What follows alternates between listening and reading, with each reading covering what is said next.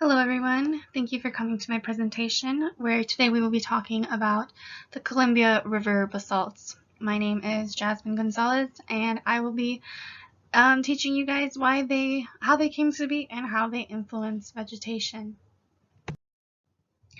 So let's track back to 17 to 14 million years ago. We had the North American plate that was moving from subduction of the oceanic plate. It was laying over a hotspot region of Yellowstone, and basalt lava from Yellowstone traveled through cracks in the crust and eventually reached the Earth's surface, where it hardened into this basalt rock and began to form the blood basalts. So here we could see the Juan de Fuca plate, which was subducting under the oceanic crust. Here we see the formation of this basaltic flood lava. It's just a bunch of layers of rock piled up on top of each other, and it's spread throughout a lot of the Washington region as well as Oregon and some of Idaho.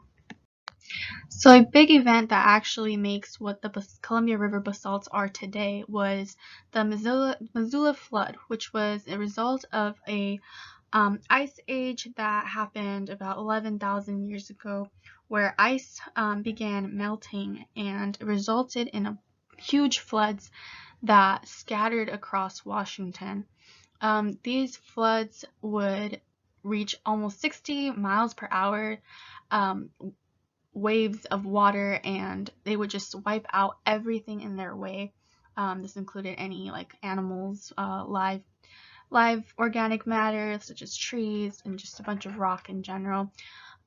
It traveled for miles and miles, these floods, and eventually they got held up at the Columbia River basalts in a gap known as the Wallula Gap. The organic matter settled to the bottom of the lake that was formed, and eventually that matter pulverized and turned into sands that were carried away by winds and created these loess soils, is what they're known as, and it scattered further past the Columbia River basalts into the Palouse region, which is actually what brings us to the point that while the basalts may be made of hard rock, they may not be the best place for agriculture, whereas if you travel a little bit more eastward, you will reach the Palouse region, which is where these soils were topped, and they're filled with rich nutrients that actually benefit vegetation.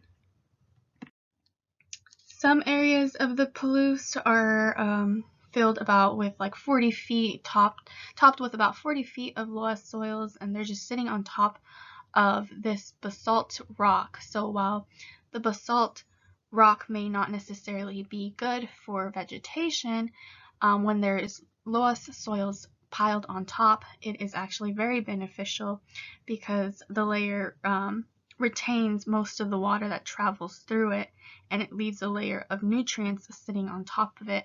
As you can see, in this region we actually do see a lot of vegetation, and in the previous pictures we had seen just mountains of rock.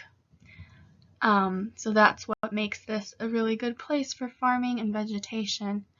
And I hope that was a good lesson on how the rocks came to be and how the history of its events actually came to make these biomes in Washington State. Thank you so much for your time.